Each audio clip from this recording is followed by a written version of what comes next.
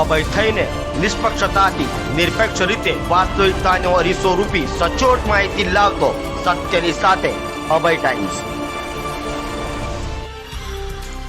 મિત્રના ઘરે સોપારી આપી ચોરી કરાવનાર દગાબાજ મિત્રને સીસીટીવીના આધારે કાપોદ્રા પોલીસે ઝડપી પાડી મુદ્દામાલ કબજે કર્યો હતો। સુરતમાં મિત્રતાને સંચાર કરતી ઘટનાઓ વારંવાર સામે આવે છે, ત્યારે કાપોદ્રામાં મિત્રના ઘરે દગાબાજ મિત્રએ સોપારી આપી ચોરી કરાવી હતી। 4.5 લાખની ચોરી માટે 20,000માં સોપારી આપી હતી, તો ચોર ચોરી કર્યા બાદ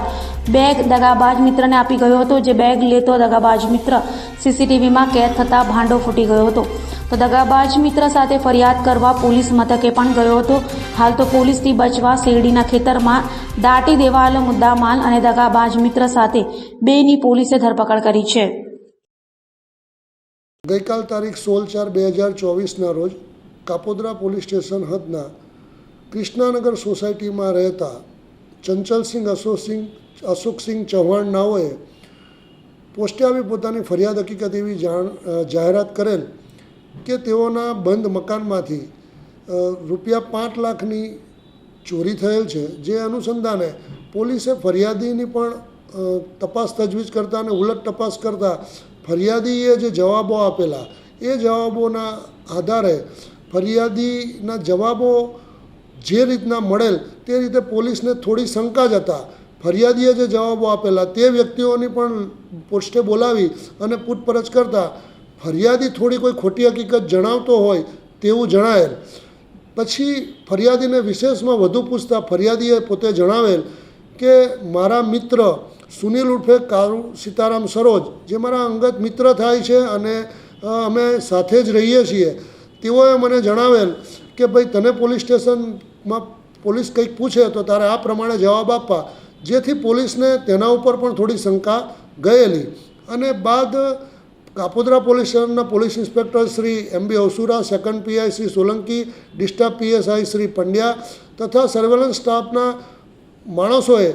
સીસીટીવી ચેક કરતાં એક ઈસમ બેગ લઈને ઘરમાંથી નીકળતો હોય તેવું જણાયેલ, જેથી ફરિયાદીએ જે પોતાના મિત્રની હકીકત જણાવેલી એ મિત્ર સુનિલ ઉર્ફે કાળુ સીતારામ સરોજ નાઓને કાપોદ્રા પોલીસ સ્ટેશન લાવી ઘનિષ્ઠ પૂછપરછ કરતાં આરોપીએ પોતે હકીકત એવી જણાવેલ કે મારા ધ્યાનમાં હતું કે મારા મિત્ર પાસે ₹2 લાખ પડેલ છે અને બીજા પૈસા એને એના ઘરે જે પ્રસંગ હોય ફરિયાદીના ઘરે એના માટે એને ભેગા કરેલા છે, જેથી મેં પોતે જ આ ચોરીનું એક